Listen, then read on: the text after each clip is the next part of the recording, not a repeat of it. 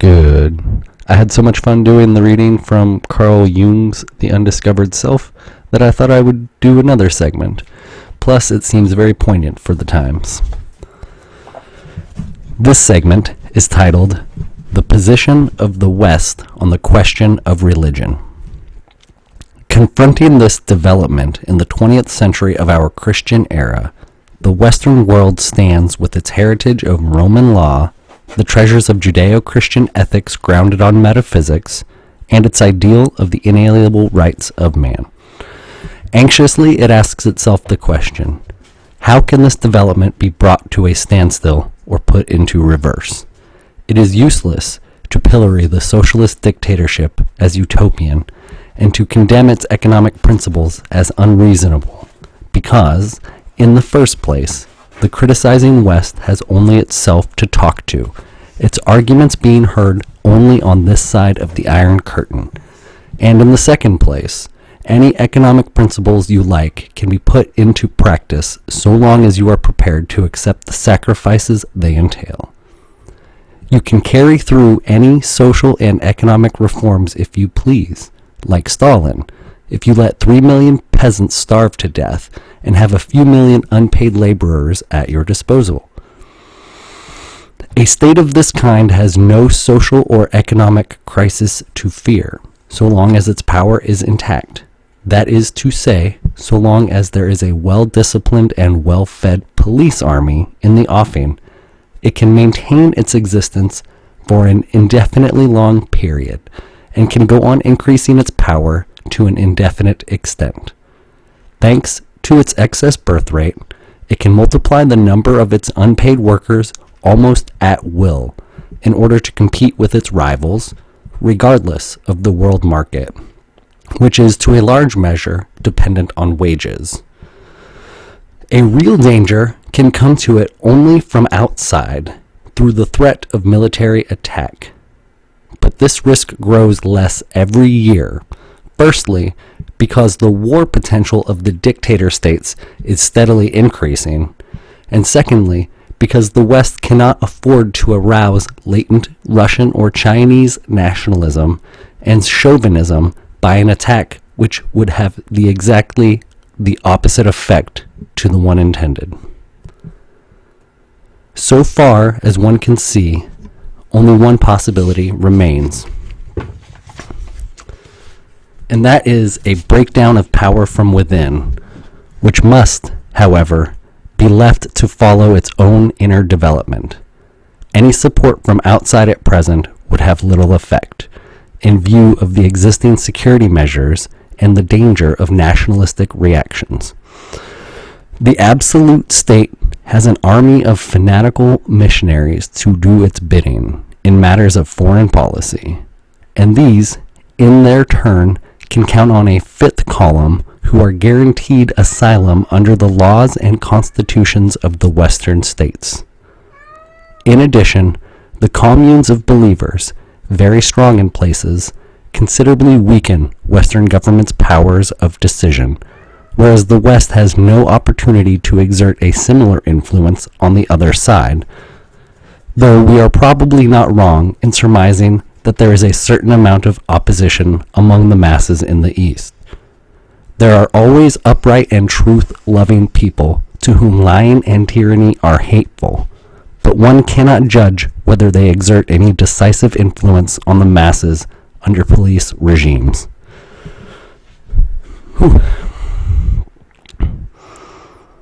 In view of this uncomfortable situation, the question is heard again and again in the West. What can we do to counter this threat from the East? Even though the West has considerable industrial power and a sizable defense potential at its command, we cannot rest content with this, for we know that even the biggest armaments and the heaviest industry coupled with a relatively high living standard are not enough to check the psychic infection spread by religious fanaticism. The West has unfortunately not yet woken up to the fact that our appeal to idealism and reason and other desirable virtues, delivered with so much enthusiasm, is mere abomination in the void. It is a puff of wind swept away in the storm of religious faith, however twisted this faith may appear to us. We are faced not with a situation that can be overcome by rational or moral arguments, but with an unleashing of emotional forces and ideas engendered by the spirit of the times. And these, as we know from experience, are not much influenced by rational reflection, and still less by moral exhortation. It has been correctly realized in many quarters that the alexipharmac, the antidote, should be in this case be an equally potent faith of different and non-materialistic kind, and that the religious attitude grounded upon it would be the only effective defense against the danger of psychic infection. Unhappily, the little word should, which never fails to appear in this connection, points to a certain weakness, if not the absence of this desideratum. Not only does the West lack a uniform faith that could block the progress of a fanatical ideology, but, as the father of Marxist philosophy, it makes use of exactly the same intellectual assumptions, the same arguments and aims. Although the churches in the West enjoy full freedom, they are not less full or empty than in the East. Yet they exercise no noticeable influence on the broad course of politics. The disadvantage of a creed as a public institution is that it serves two masters.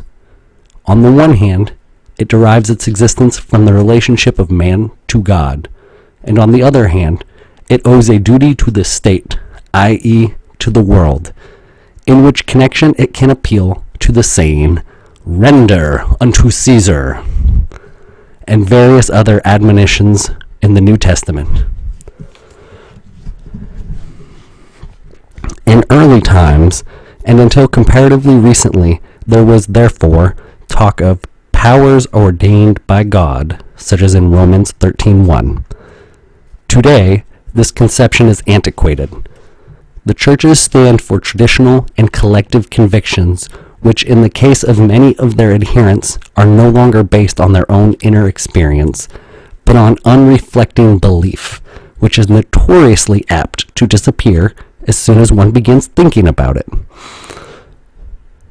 The content of belief then comes into collision with knowledge, and it often turns out that the irrationality of the former is no match for the ratiocinations of the latter. Belief is no adequate substitute for inner experience, and where this is absent, even a strong faith, which came miraculously as a gift of grace, may depart equally miraculously. People call faith the true religious experience, but they do not stop to consider that actually it is a secondary phenomenon arising from the fact that something happened to us in the first place, which instilled... There's a symbol, I don't know what this means, I apologize. If there's a Jungian fan out there that can help me out, that'd be cool. This experience has a definite content that can be interpreted in terms of one or other of the denominational creeds. But the more this is so, the more the possibilities of these conflicts with knowledge mount up, which in themselves are quite pointless. That is to say, the standpoint of the creeds is archaic. They are full of impressive mythological symbolism, which, if taken literally, comes into insufferable conflict with knowledge.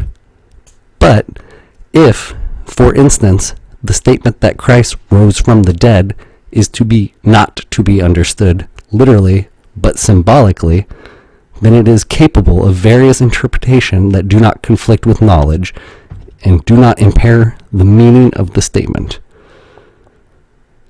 The objective, that understanding it symbolically puts an end to the Christian's hope of immortality, is invalid, because long before the coming of Christianity, mankind believed in a life after death, and therefore had no need of the Easter event as a guarantee of immortality.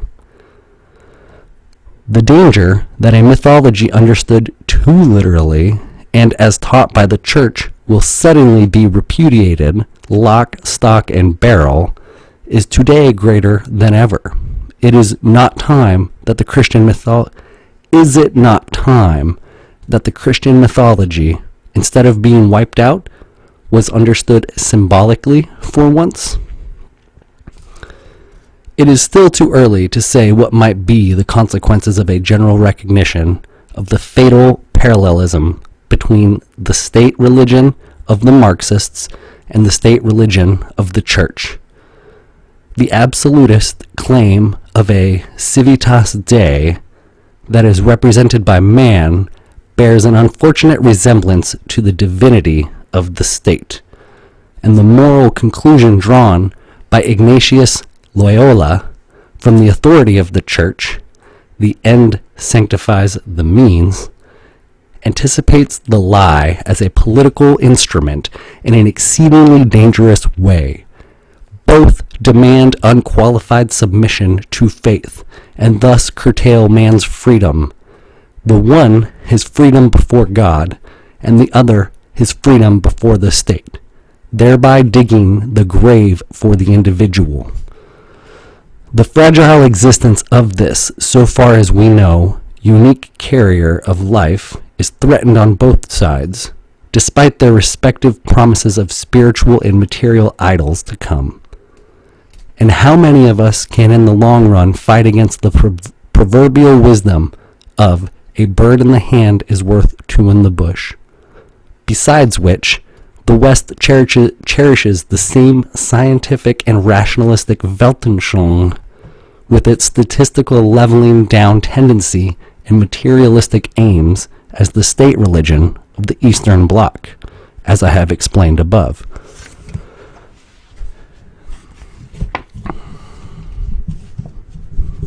Bruh.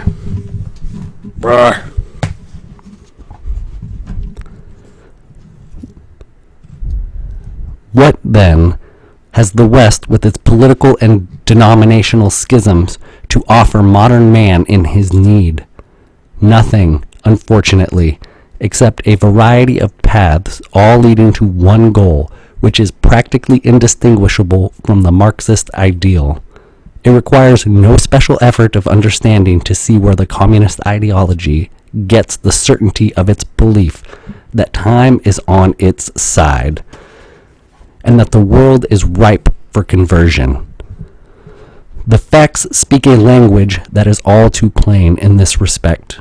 It will not help us in the West to shut our eyes to this and not recognize our fatal vulnerability.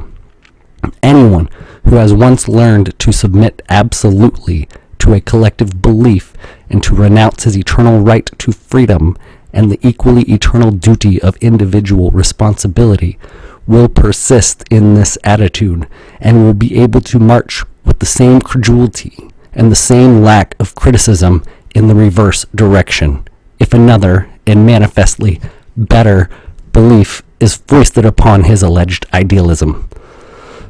What happened not so long ago to a civilized European nation, we accuse the Germans of having forgotten it again already, but the truth is that we don't know for certain whether something similar might not happen elsewhere. It would not be surprising if it did, and if another civilized nation succumbed to the infection of uniform and one-sided idea. We permit ourselves the question, which countries have the biggest communist parties? America, which, o quae mutato rerum, Latin, Google it, oh how things change, and or don't, forms the real political backbone of the Western Europe, seems to be immune because of the outspoken counter position she has adopted, but point in fact she is perhaps even more vulnerable than Europe, since her educational system is the most influenced by the scientific Weltanschauung with its statistical truths, and her mixed population finds it difficult to strike roots in a soil that is practically without history. That line really hit me. And her mixed population finds it difficult to strike roots in a soil that is practically without history. The historical and humanistic type of education so sorely needed in such circumstances leads, on the contrary, a Cinderella existence. Though Europe possesses this latter requirement, she uses it to her own undoing in the form of nationalistic egoisms and paralyzing skepticism. Common to both is the materialistic and collectivist goal, and both lack the very thing that expresses and grips the whole man, namely the idea which puts the individual human being in the center as the measure of all things.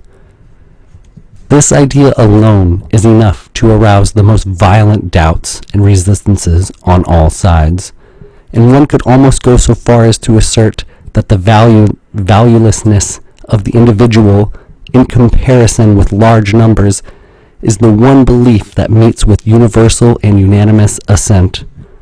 To be sure, we all say that this is the century of the common man, that he is the Lord of the earth, the air, and the water, and that on his decision hangs the historical fate of nations. This proud picture of human grandeur is unfortunately an illusion, and is counterbalanced by a reality that is very different. In this reality, man is the slave and victim of the machines that have conquered space and time for him. He is intimidated and endangered by the might of the military technology, which is supposed to safeguard his physical existence. His spiritual and moral freedom, though guaranteed within limits in one half of his world, is threatened with chaotic disorientation, and in the other half is abolished altogether. Finally, to add comedy to tragedy, this lord of the elements, this universal arbiter, hugs to his bosom notions which stamp his dignity as worthless and turn his autonomy into an absurdity. All his achievements and possessions do not make him bigger. On the contrary, they diminish him, as the fate of the factory worker under the rule of a just distribution of goods clearly demonstrates.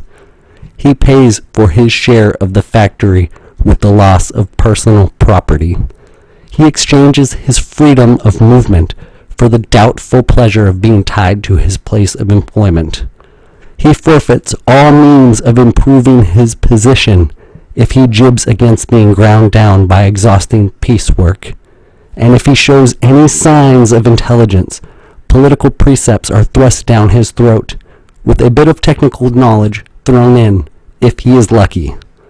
However, a roof over one's head and a daily feed for the useful animal are not to be sneezed at when the bare necessities of life may be cut off from one day to the next.